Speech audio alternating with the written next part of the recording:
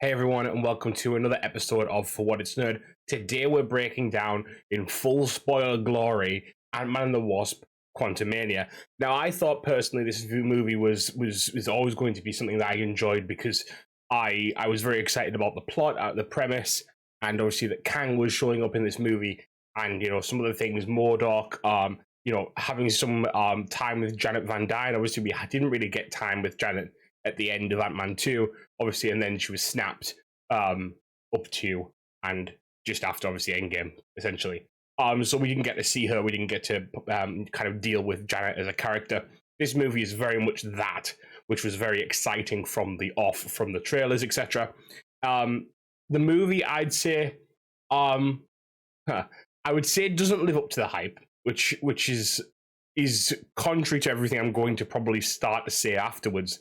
It didn't quite hit the same level for me personally, but I do think it's a good, solid movie despite flaws. So, with that said, yes, it didn't hit the mark that I personally had set for it, but I do still think it's a good movie. I do think it's a solid addition to the MCU. Let's start really with characters and the acting of the movie. Now, I personally believe that there was some actors who were underserved in this movie and some actors that were overserved, so to speak, in this movie. And not necessarily in a bad way. It's just it's peculiar for the type of movie that it is. Obviously, this movie has a lot. It has an ensemble cast as the main characters, so to speak. So it's a little bit different to your usual movie. It's not your Captain America or your that's kind of a weird one because Civil War, but it's not your Iron Man movie, for example. It's not Iron Man and then you've got a few ancillary characters. It's a five heroes and then kind of two antagonists as well in this one, obviously, in Quantumania. So and then you have your ancillary characters as well. But in this one, obviously, you have Ant-Man, who is the main character, so to speak.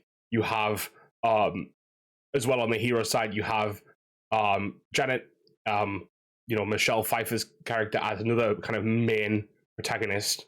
And then you have kind of under that, you have Cassie, Scott's daughter, and then really you have Hope and Hank. And the reason I'm kind of laying it out like that is because even though Wasp is in the title of this movie, Hope has very, very little to do with this movie. Now, you could argue Ant-Man and the Wasp is a kind of obscure title now because does it mean Hank and Janet at the same time it means Hope and Scott? And if so, can you kind of mess with that a little bit and kind of use the four characters in kind of any which way you want? Yes, arguably, but really we know that with the last movie and this movie, it was promoted to be Scott and Hope, obviously. Now, Hope, what I'm trying to say is that Hope didn't have much to do with this movie. She doesn't have a plot line in this movie. Yes, she comes in and she has these moments, like right at the end, she has this kind of moment where she's the Deus Ex Machina in a way. She comes in and saves Scott. That was quite an interesting scene, quite an important scene for her. And, she's there throughout the movie, but she is really ancillary and like less so. She's like the least important character in the movie. You could remove her, and the movie would generally play okay. You could use one of the other characters for her role, and it would work. Like without breaking their characters too much as well, if that makes sense. Like literally, like Ant-Man has to be there. So does Janet, so does Cassie. Hank kind of has a role, but doesn't really have character development in this movie. He has a role, he has an important function, but you know that Hank's story was like the first two movies, and he's done. He's just there to he's there because he's linked to these other characters, if that makes sense. Same with Hope. I mean, I do agree that that's the same with Hope as well. She's finished in the first two movies, her story, and this third movie is kind of, she's there for the ride, which I think personally at that point they should have went back to calling this Ant-Man and Ant-Man Quantumania, or have some other kind of title. I mean, the thing is, you can rebrand a franchise. I mean, look at Captain Marvel, right? And I know that some people will argue that's for a different cause, a different reason. but Captain Marvel, and then the second one is the Marvels, because the dynamic has changed. And I think that would have been a better way to, change it. Even something like Ant Family. I know that sounds very bad on paper, and that's not like the best, best idea. Like, but like that's kind of what it is, right? This movie is about like, I don't know, just something different. I feel just even if it was just Quantumania, right? Or the quantum realm. It's just something like, I feel like this movie was not. If Hope wasn't going to have that reduced of a role, they should have changed the title to kind of back that up. But obviously, I understand why they maybe didn't, because it looks kind of almost anti-feminist in a way to remove Wasp from the title, which I agree with. I get it. I get how that could be like weird. Like, oh, we did a movie with a half like a split lead thing, didn't work kind of thing, and then they kind of go back. Like, not that's what happened. It didn't, but you know what I mean. It would be weird, right? So that's kind of my gripe there. Hank, I'm fine with. Hank, I feel like he was a character that was very much important in the first two movies, and he's okay to be a side character now. But I'm not with Hope. I think she should have had more to do at the very least in this movie, and it would have been easy to do, but they kind of set up in the first 10 minutes that she was like living the perfect life, and Scott was too. But Scott's problem is that he's living the perfect life, if that makes sense. Scott's problem is that he's doing nothing about these problems that seem to be emerging, and that's kind of dealt with throughout the movie alongside Cassie, Cassie's trying to do these things that her father did do and now isn't doing. And so the problem there is because she perceives Ant-Man to have essentially forgone his ant persona at the detriment of people after the snap, which again, by the way, didn't like that they kind of referenced that, kind of didn't really do anything with it.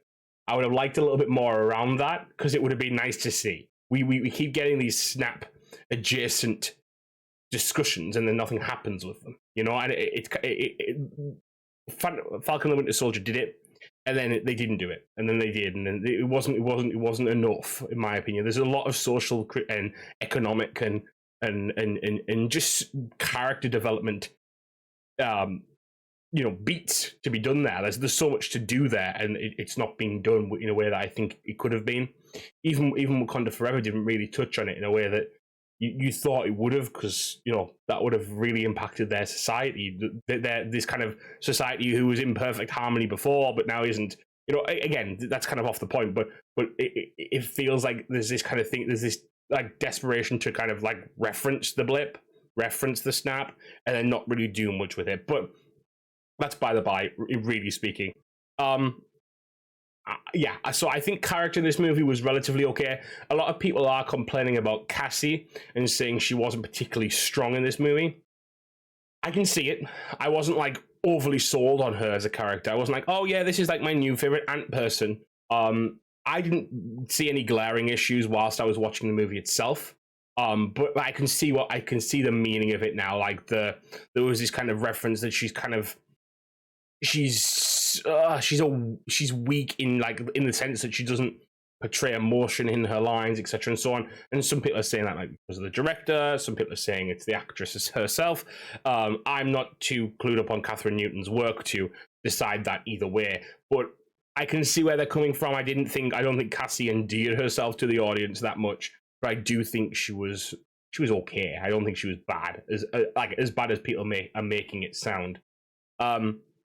Scott was likable in this movie. Scott had a lot of interesting points, and I think it was that moment of realizing it's interesting because he says throughout this movie he's an Avenger, but I think it's the point of him realizing he's an Avenger and realizing that really he needs to do things about these things that are happening, right? The reason he goes up against Kang is because he realizes, actually, this is a really like a big threat. I need to stop it. And through Cassie, he does that. If that makes sense, that's like Scott's angle in this. He needs to realize that he's part of a bigger thing, which the smaller, bigger thing is a big thing with Ant-Man as a general rule, but in this very much so. You've got to stand up to the big threat, even if you think it's maybe not your place to.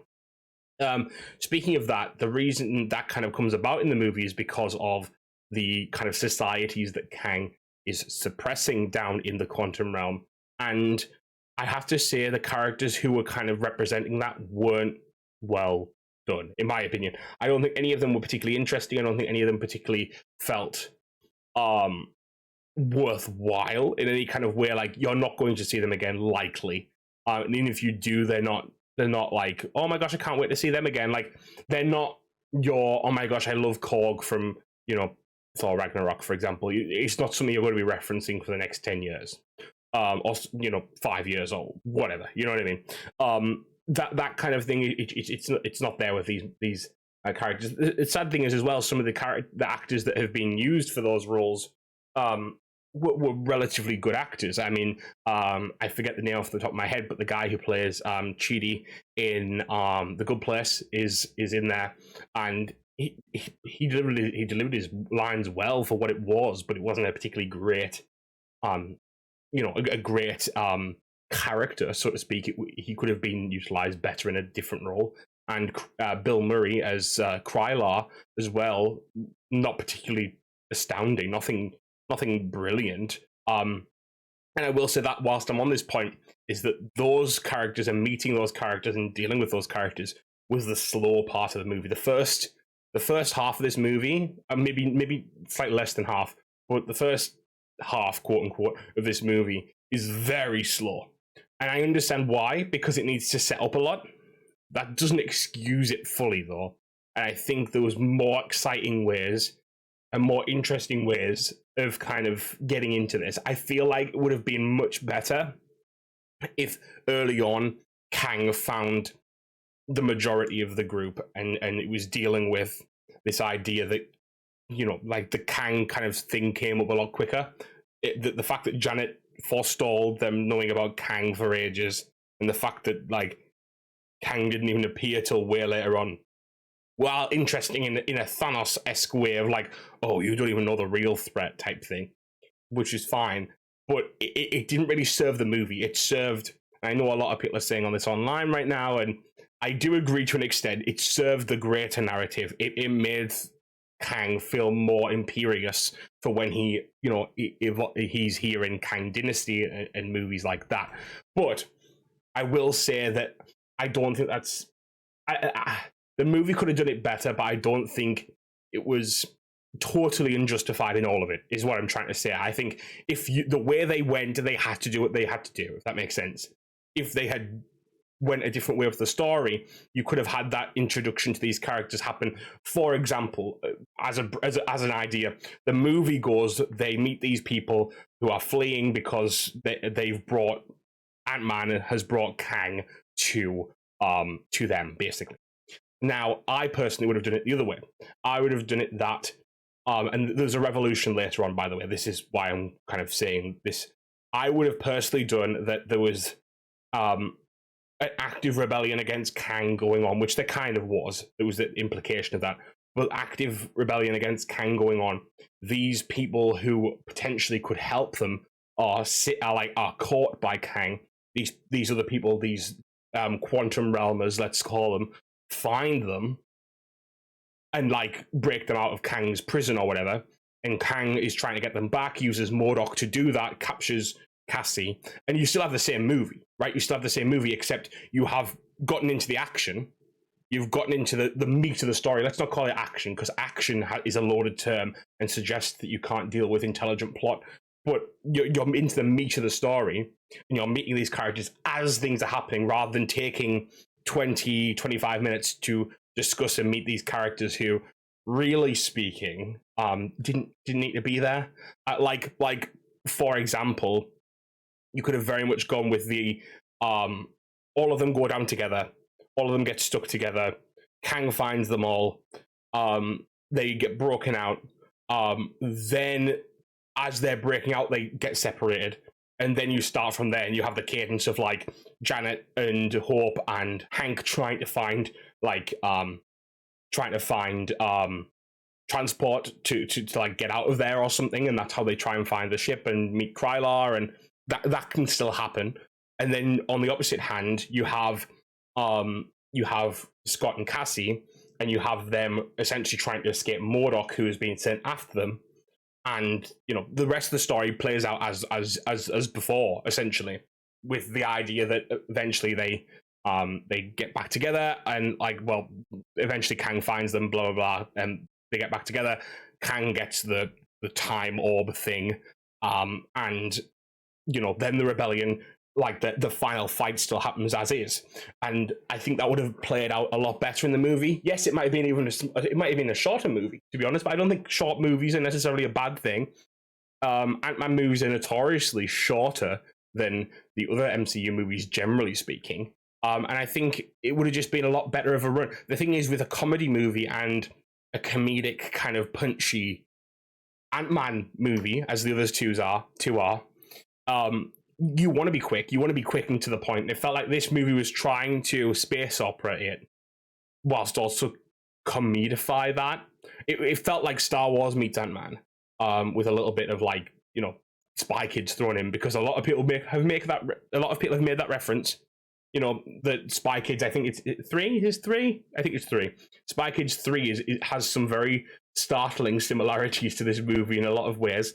I see it. I do see it, and to be honest, I was astounded by the fact that most of this movie is a CGI fest. Not necessarily in a bad way. CGI movies aren't necessarily bad, but it's this weird thing where I think because we were taken out of our world for so long in this movie, it starts to become, you start to detach just slightly. I feel like there could have been a few more things happening in the real world / I don't know how you would do it necessarily. That's something that would have to be kind of thought about a lot more. But I feel like if there was a lot more, or even a bit of pacing that felt like the real world was going on, and you got detached, because it didn't feel kind of on that big scale, even though the big threat at the end is that Kang will escape the quantum realm, and whilst escaping, cause all this mayhem across the universe. It literally felt very small, because it's this idea that you haven't seen any impact, really speaking, on the world. For example, Sokovia dropping is a very different threat, because Sokovia, the drop of Sokovia, if that had happened, the world would have been destroyed, and that was there, present in the movie. That was happening. The idea of the timelines all collapsing is like a general idea, not even really portrayed. Because, for example, if you look at Loki, which I have actually been rewatching recently, that even just the screen with the timelines branching, and the analysts getting scared, and there's we've reached the peak where if you hit over the peak, the timelines will just break. That visual storytelling is important for those types of things. I feel like that this movie didn't do it quite well.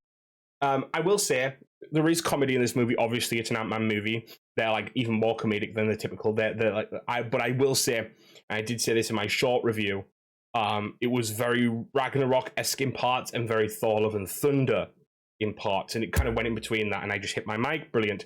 It was very in between that. It was very you had moments where hit, and it was funny.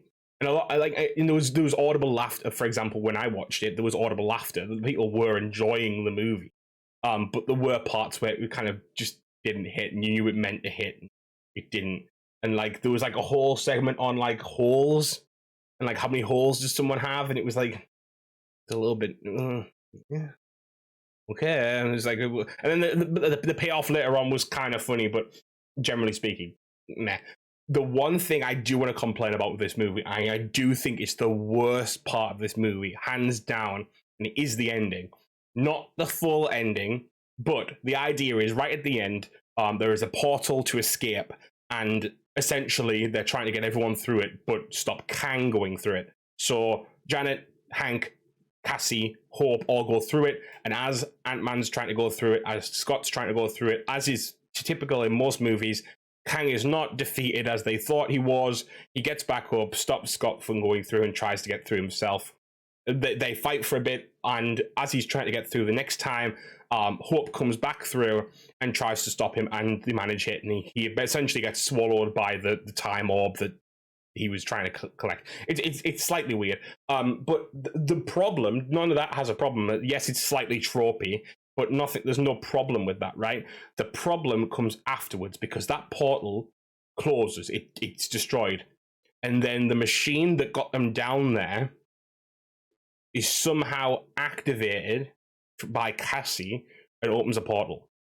Now, for me, that felt like a big slap in the face as an audience member, because even if that's feasibly possible, because yes, that machine did open a portal, so to speak, in the beginning of the movie, thus can likely do it again. They didn't do it in the beginning. They didn't open the portal to send them down there. It was opened from the other side. It was opened by MODOK, which is explained in the movie. So they don't know how to do that from their side to start with. And they had no intention to, which is also said in the beginning of the movie. And from a narrative beat kind of style, that is the biggest slap in the face Deus Ex Machina I have ever seen in a movie for a long time. It cut all of the stakes out of Ant-Man and Kang's fight. It cut all the stakes out of Hope going through the portal to help Scott. Like, the idea that they might have been stuck in the quantum realm together for however long, for maybe like they come back as like old Ant-Man and old Wasp in like Kang Dynasty or whatever, or like they don't, like they're stuck, or like it's part of the movie where like they're trying to they're like, you know, part of Kang Dynasty where like people are trying to find them, like or something, or even like this society becomes very important that like. It's a stupid idea, but what if they had to basically run this society? What if Scott and you know, there's plot points there that could change and also give Hope character development as well that she wasn't getting otherwise. It would have been this really cool moment if she decided at the end to sacrifice herself, knowing that Scott had sacrificed himself prior, sacrifice herself as well, and then that portal closes and they're stuck there until when? You know, until what point? Until like maybe the Fantastic Four movie, for example. Maybe that's something that they do. Maybe they're trying to find them and blah blah blah. You know, something kind of interesting like that, or like that. Maybe that's a post-credit scene at some point that they're somehow found or retrieved, or they're located, etc. I personally thought when Cassie was trying to open the portal that she was just trying to look and see if they were safe, and I personally would have loved that if at the end of the movie she had looked on that device, saw that they were safe, and knew, and that was like enough for her for now, for them to then, you know, Hank, Janet, and Cassie to work on finding them. You know, and yes, it's kind of the same plot point as Janet being lost down there before, but what else are you going to do with a character who is essentially all about the quantum realm? It's the way in which his powers work. Pym Tech is about, you know, sizing yourself down, sizing yourself up. The quantum realm is the perfect place to discuss Scott and you know, and Hope, and yes, I know, I do get it that like in the sense of the movie, Janet's being stuck down there, Janet's being stuck down there, Scott's being stuck down there, but like I just feel like what a BS way to end the movie, that the portal just opens up and they step through it and everything's fine at the end of the movie. So that's my one gripe with the movie. Everything else, generally speaking, was good. Kang was really strong in this movie, and it really proved that Kang is the character we want for the movie, like for Kang Dynasty, and for like the story going forward, so to speak. That we want him as the villain. And having, again, funnily enough, having finished Loki literally last night, again, it was very exciting to see that kind of connect in and see how that links to everything we learned from He Who Remains in Loki. Now I think it's going to get weird with Kang. I think it's obviously going to be where, you know, let's you know what, before I say that, let's talk about the post-credit scenes, because I think that's going to be important for what I'm about to say. So 2 post-credit scenes for this movie. First one, you see Immortus, you see Ramatut, and I think it's Red Centurion. I don't know that one quite well, but 3 other Kang variants discussing what needs to be done, that Kang, you know, the Conqueror's dead, what they're going to do next, basically, and that they need to stop people interfering with the multiverse. And the way they're going to do that is they have summoned every Kang variant from the multiverse to do that. And what that means is that the Council of Kangs is coming as well. So that's obviously Kang Dynasty being set up there in that post-credit scene. Very interesting. I did like it. It was nice to see Jonathan Majors kind of go nuts in that scene and like portray like a million different versions, because you see like across the arena like all of the different, like him doing a million different things. I can't even imagine how long that took to set everything up. So he did all these different takes. Yeah, obviously they won't all be they won't all be him. Some of them will be like CGI and stuff, but still very interesting, quite cool. And then, if that wasn't enough Kang for you, if that wasn't, how many is that? 6, something like that, plus all the ones that aren't named. The second post-credit scene is essentially a tie into Loki season 2, which shows Victor Timely, and I believe that's a reference to in the comics there's a 1901 professor who basically it's Kang who goes back in time to manipulate America in 1901. I forget the rest, but basically he's like trying to manipulate through using the technology of the future and the past. That kind of old adage. And Loki and Mobius, by the way, which I think is not Mobius from the TVA, but a variant of Mobius, not the Mobius we saw at the end of the TVA. But that's just another little theory for you there. Because, and I tell you why that is, because he says to Loki, this guy doesn't look as scary as you said he is. And Loki says, no, he is, I promise you that. But something akin to that.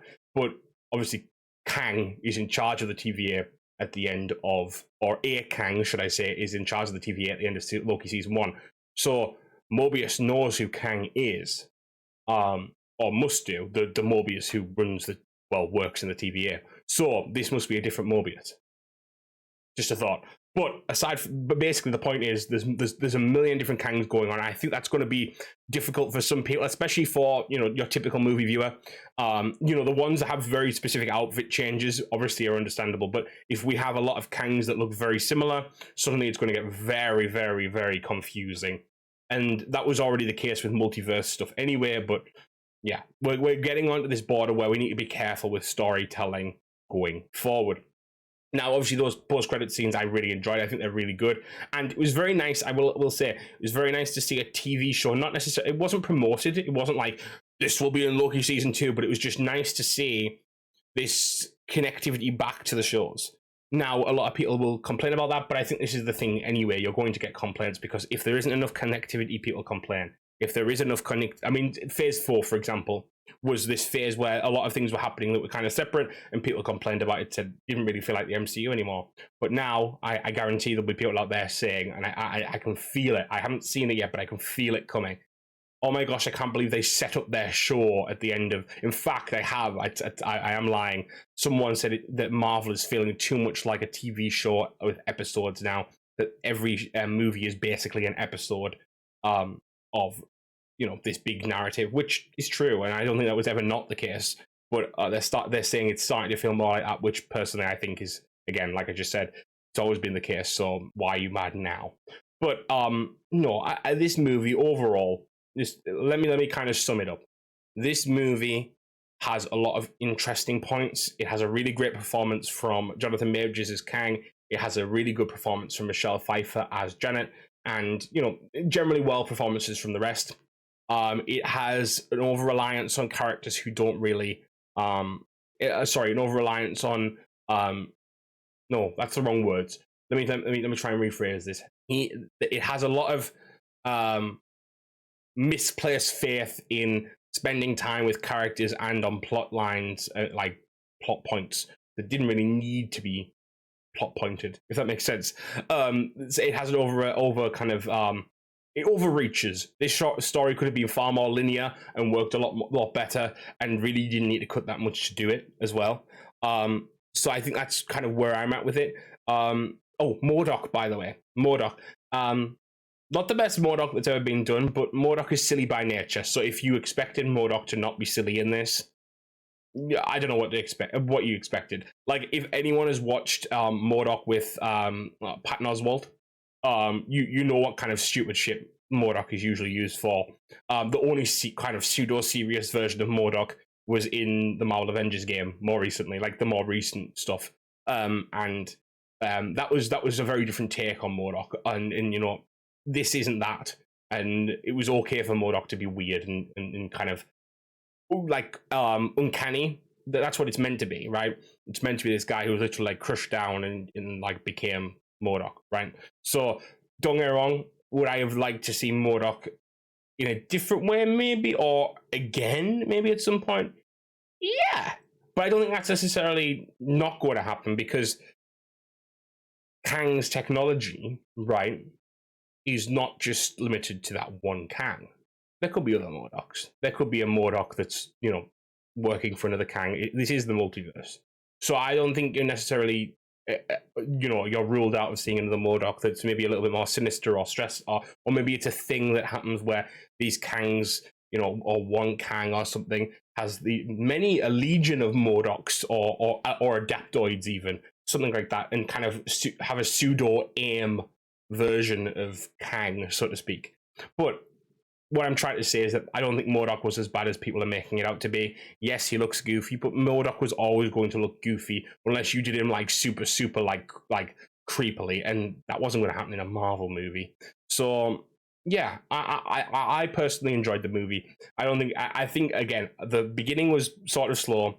The part later on, like the second half, was a lot stronger, a lot stronger, and that really brings it up to like 7. Seven sounds like it sounds fake, right? It sounds fake to say 7. It sounds like I'm saying, oh, this was like like complaining about all these things, but it's still a 7. But I do feel it if it hits in that range, so I'll say 6.5. I'll say it's a 6.5. I think this movie fits in there. I don't think it's at the top. I don't think it's in the top 10, but it's definitely like, it's worthwhile. It's a good movie, and I think it obviously, I hate saying this as well because it feels like an MCU-ism, but it really sets up the future of the MCU, and I think it does that well-ish at parts. I'm just interested to see what happens with Ant-Man now, because is Scott going to die potentially in Kang Dynasty or something like that? Is Ant-Man wrapping up now? Who knows? But yeah, very exciting. I am very excited for the next projects, especially Loki season 2. And yeah, I think there's notes to be taken from this movie. I don't think it was a masterpiece. I think it could have been a better outing. And I think that Marvel needs to slightly get its game together in terms of writing of these things at the moment. But I would not say it's a bad movie. I've seen a lot worse movies. And yeah, I think we can only go up from Thor Ragnarok. Not Ragnarok, Love and Thunder. I think we can only go up from there. So there you go. Thank you guys for watching. As always, hope you had. I lost my train of thought there. Thank you guys for watching and listening, and as always, see you next time.